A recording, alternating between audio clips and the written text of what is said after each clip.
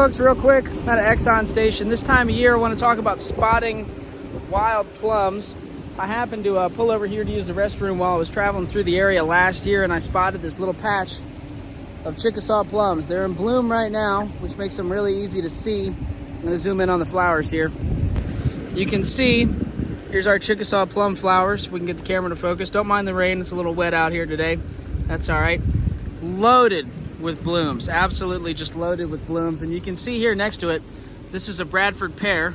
You can see how the flowers are different on this Bradford pear. The form is also different. You can see the Bradford pear is a much taller tree growing upright, whereas the Chickasaw plums, they're shrubby. They can get up to about 15 feet tall, but they tend to be a more round and spreading shrub.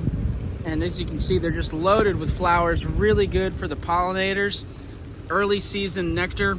Also really good for pollinating domestic plums. Chickasaw plums and other wild plums are really good pollinators. If you have a plum orchard, it's a good idea to get them around. They're also just really pretty. You can see they're starting to leaf out here, as well as putting on blooms. So exciting time of year. When the flowers are out, it's easier to spot these shrubs from the road. And you can tell off the bat, the flowers on the wild plums are smaller. The structure definitely looks a little bit different from the Bradford pear, calorie pear. And so if you spend some time looking at some images, going around local parks, looking at flowers, you'll start to get an eye and be able to see these things from further away, like I did from the gas pump over there. I'm not saying I knew exactly from that gas pump that that's what it was, but I knew I wanted to go and check, you know.